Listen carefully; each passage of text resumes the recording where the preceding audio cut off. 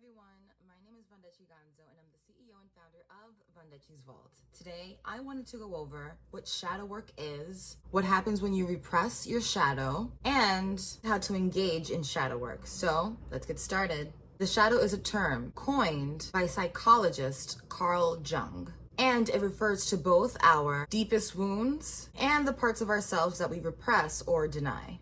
Our deepest wounds has us believing we're flawed, unlovable, and undeserving people. These wounds are often created in childhood, but can sometimes develop later on in life. When left unattended, these wounds fester, leading us to live from this place of deficiency. So doing shadow work allows us to live from a place of wholeness and expansion. It's shedding light on those things we'd rather hide, accepting it, all of it, and then having the courage to grow into healthier patterns and beliefs. So let's delve a little bit deeper. So what is the actual shadow? Well, the shadow is the dark side of our personalities because it consists of primitive, negative human emotions, impulses like rage, envy, greed, selfishness, desire, and the striving for power.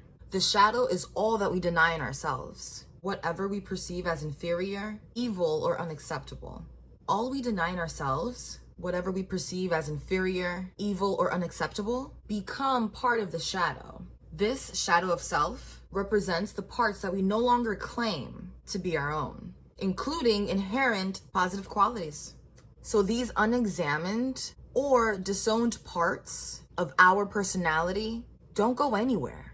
Although we deny them in attempts to cast them out, we don't get rid of them. We repress them, and they become part of our unconsciousness. And think of the unconscious as everything we're not conscious of. We can't eliminate the shadow. So what happens when you do repress your shadow?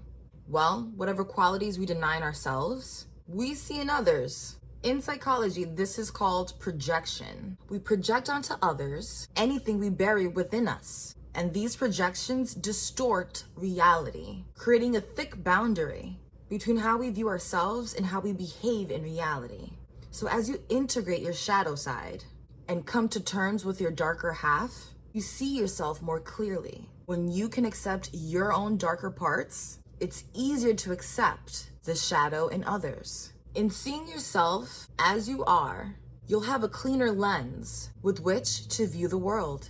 You'll see others and evaluate situations with greater clarity, compassion, and understanding.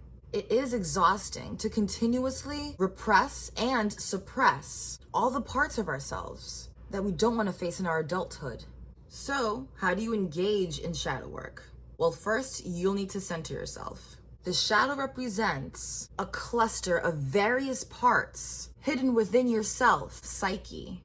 So only from your center can you get to know these parts. The second way you can engage in shadow work is by cultivating self-compassion. If you're hard on yourself when you make mistakes, it will be very difficult for you to confront your shadow. If you're accustomed to feeling guilt, to feeling ashamed, you need to transmute these emotions with friendliness, self-acceptance, and self-compassion. The third way to engage in shadow work is being courageously honest. It is often uncomfortable to come to terms with your disowned parts, which is why the ego invests so much energy in repressing them. To take an honest look at your attitudes, at your behaviors, your dark thoughts and emotions requires courage. And the fifth way, but definitely not the last way, of engaging in shadow work is recording your discoveries. A writing journal where you can record discoveries about yourself is a remedy. Writing your insights and reviewing them later helps to encode discovery into your awareness. So write down what you dream about.